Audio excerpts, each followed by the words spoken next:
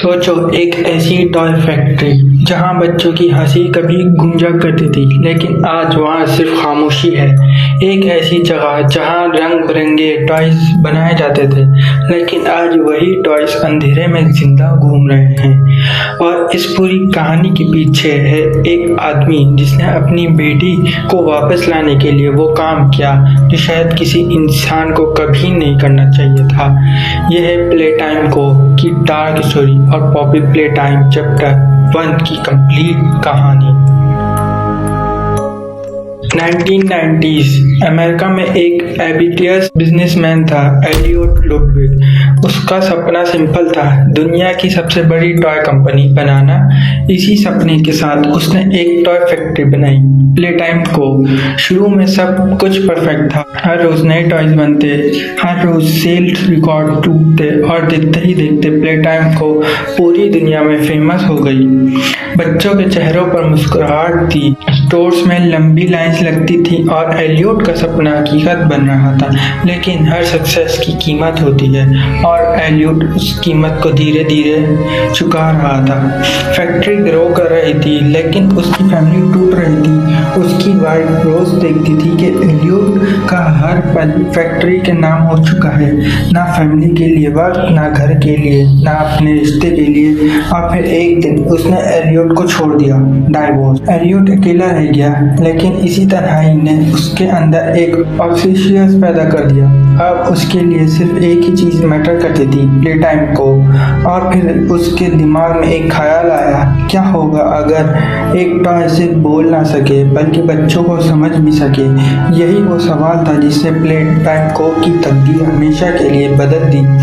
इसी दौरान एलियोट दो बच्चों को अडॉप्ट करता है, एक का नाम था पॉपी और दूसरे का नाम ऑली। इन दोनों के आने के बाद एलियोट को लगा कि शायद उसकी जिंदगी दोबारा नॉर्मल हो सकती है, लेकिन उसे नहीं पता था कि यही दो नाम एक दिन प्ले टाइम को की सबसे बड़ी मिस्ट्री बन जाएंगे। महीनों की रिसर्च के बाद एलियोट ने एक डॉल क्रिएट की, गोल्डन हेयर, ब्लू आईज और एक मुस्कुराहट जो किसी भी बच्चे को अपनी तरफ खींच लेती। उसका नाम था पॉपी। लेकिन इस डॉल में एक अजीब चीज यूज की गई थी। उसके बालों में एक खास स्लीपिंग केमिकल और अफीम बेस्ड सब्सटेंस मिलाया गया था, ताकि जब बच्चे उसकी खुशबू महसूस करें तो उन्हें सुकून और नींद महसूस हो।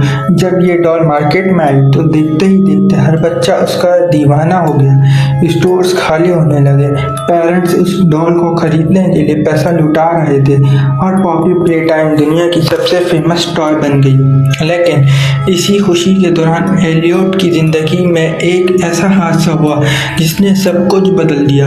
उसकी अडॉप्टेड बेटी पॉपी मर गई। एक पल में सब कुछ खत्म हो गया। एलियोट टूट चुका था, वो अपनी बेटी को खोना एक्सेप्ट नहीं कर पा रहा था। हर रात उसकी यादों में गुजरती, हर दिन उसे उसकी कमी महसूस होने लगी और धीरे धीरे दुख ऑब्सेशियस में बदलने लगा। इसी दौरान कंपनी और भी ज्यादा ग्रो कर रही थी। फैक्ट्री में नए लोग हायर किए गए, शेला ग्रेबर, एडी एनएमआर और सबसे इम्पोर्टेंट एक साइंटिस्ट डॉक्टर हार्ले सुअर। ये वो इंसान था जो बाद में प्ले टाइम को कि सबसे खौफनाक एक्सपेरिमेंट का जिम्मेदार बना। अपनी बेटी को वापस लाने के लिए एलियोट ने एक पागलपन भरा फैसला किया। उसने सीक्रेट एक्सपेरिमेंट शुरू कर दिया, फैक्ट्री के अंधेरे लेबोरेटरीज में बंद दरवाजों के पीछे। ऐसी रिसर्च जिसके बारे में दुनिया को कुछ पता नहीं था। एक स्पेशल केमिकल बनाया गया और एक दिन एलियोट ने अपनी अडॉप्ट बेटी के सारे ऑर्गन्स उस डॉल में फिट कर दिए। उसके बाद पॉपी डॉल को उस केमिकल के अंदर डाल दिया गया। कुछ सेकेंड्स गुजरे, सब खामोश था। फिर डॉल की उंगली हिली, उसका सर हिला और उसने आंखें खोल दी।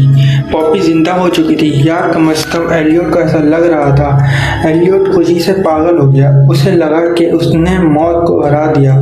लेकिन डॉक्टर हार्ले सुअर ने इस एक्सपेरिमेंट में कुछ और देखा। उसने देखा अगर एक डॉल को जिंदा किया जा सकता है तो फिर बड़े क्रिएचर्स को भी जिंदा किया जा सकता है। और यहीं से शुरू हुआ द बिगर बॉडीज इनिशिएटिव, एक सीक्रेट प्रोजेक्ट जहां इंसानों को टॉयज में कन्वर्ट किया जाने लगा।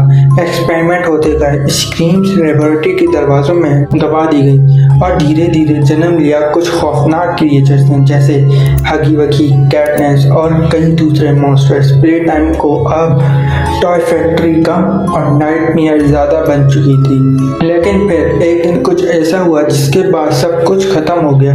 फैक्ट्री के एम्प्लॉयज अचानक गायब हो गए एक साथ, जैसे वो कभी एग्जिस्ट ही नहीं करते थे, और फिर प्ले टाइम को बंद हो गई। 10 साल बाद 2005 यहीं से चैप्टर 1 असली कहानी शुरू होती है। हम एक फॉर्मर एम्प्लॉय के रोल में होते हैं। एक दिन हमें एक मिस्टीरियस लेटर मिलता है, साथ ही एक VHS टेप भी। लेटर में सिर्फ इतना लिखा होता है, we still here, find the flower. ये पढ़कर प्लेयर शॉक हो जाता है, क्योंकि 10 साल पहले फैक्ट्री के सारे एम्प्लॉयज गायब हो चुके थे और उनका कभी कोई पता नहीं चला। सच जानने के लिए प्लेयर प्ले टाइम को लौटने का फैसला करता है। जब वो फैक्ट्री पहुंचता है तो हर जगह सन्नाटा होता है। टूटे हुए टॉयज, धूल से भरे हॉलवेज, बंद मशीन्स और अजीब सी खामोशी, जैसे पूरी बिल्डिंग किसी चीज का इंतजार कर रही हो। प्लेयर धीरे धीरे अंदर बढ़ता है, पजल सॉल्व करता है और एक ऑफिस में उसे मिलता है ग्रैब पैक, एक स्पेशल डिवाइस जो दूर की चीज़ों को पकड़ सकता था और इलेक्ट्रिसिटी ट्रांसफर कर सकता था एंड डोर्स खोल सकता था। अब प्लेयर मेन लॉबी में एंटर करता है और वहाँ वो पहली बार देखता है एक जायंट ब्लू क्रिएचर का स्टैचू, हगी भगी। उसकी बड़ी आंखें, उसकी क्रीपी स्माइल और उसका अननेचुरली लंबा जिस्म, सब कुछ नॉर्मल लगता है। लेकिन जब प्लेयर इलेक्ट्रिसिटी पजल सॉल्व करके वापस लॉबी में आता है तो हगी भगी गायब होता है। प्लेयर कंफ्यूज हो जाता है, लेकिन वो इस बात को इग्नोर करके आगे बढ़ता है। थोड़ी देर बाद उसे ग्रैब पैक के लिए रेड हैंड मिल जाता है। अब नए एरियाज अनलॉक होने लगते हैं और फिर प्लेयर्स पहुंचता है मेक अ फ्रेंड मशीन के पास। यहाँ वो एक टॉय क्रिएट करता है, कैटबी को एक की कार्ड की तरह यूज करके वो नेक्स्ट डोर ओपन करता है। लेकिन तभी अंधेरे में से एक जायंट क्रिएचर निकल कर आता है और जब प्लेयर देखता है तो सामने खड़ा होता है हगी भगी। इस बार स्टैचू नहीं बल्कि जिंदा। उसकी आंखें सीधा प्लेयर को देख रही होती है और अगले ही सेकंड वो अटैक कर देता है। प्लेयर भागना शुरू कर देता है और यहीं से शुरू होती है चैप्टर 1 की सबसे आइकॉनिक चेज। टनल्स, टूटी हुई पाथ्स, तेज मोड़ और पीछे से आता हुआ हगी वगी। हर सेकंड लगता है जैसे मौत पीछे भाग रही हो। एक गलती और सब खत्म। आखिर में प्लेयर एक प्लेटफॉर्म तक पहुंचता है। ऊपर एक बड़ा बॉक्स लटक रहा होता है। प्लेयर ग्रैब पैक की मदद से उस बॉक्स को गिरा देता है और उसी वक्त हगी वगी डोर तोड़ देता है। बॉक्स उस पर गिरता है और हगी वगी नीचे गहरी खाई में गिर जाता है। सब कुछ खामोश हो जाता है, लेकिन एक अजीब बात नोटिस होती है, उसके जिस्म से ब्लड निकल रहा होता है। इसका मतलब वो रोबोट नहीं था, उसके अंदर कुछ और था। आगे बढ़ने पर प्लेयर को एक VHS टेप मिलती है जहां पहली बार एक और नेम सामने आता है, प्रोटोटाइप, एक मिस्टीरियस क्रिएचर जो बाकी मॉन्स्टर्स का लीडर माना जाता है। ये एक्सपेरिमेंट पॉपी से भी पहले बनाया गया था, लेकिन किसी वजह से उसे बंद कर दिया गया। फिर एक दिन वो भाग निकला और शायद उसी दिन इसे प्ले टाइम को कि नाइटमेयर शुरू हुआ। आखिरकार प्लेयर उस फ्लावर वाले डोर तक पहुंच जाता है, वही फ्लावर जिसका जिक्र लेटर में था। रूम के बीच में एक ग्लास केस रखा होता है। उस केस के अंदर एक सुंदर डॉल बंद होती है, पॉपी। प्लेयर धीरे धीरे उस केस को ओपन करता है। जैसे ही लॉक खुलता है, रूम की लाइट्स ब्लिंक करने लगती हैं। अंधेरा छा जाता है और फिर एक आवाज गूंजती है, you open my case. Poppy की आंखें खुल जाती हैं और इसी के साथ प्ले टाइम की सबसे बड़ी मिस्ट्री बस शुरू होती है। क्या पॉपी दोस्त है या दुश्मन?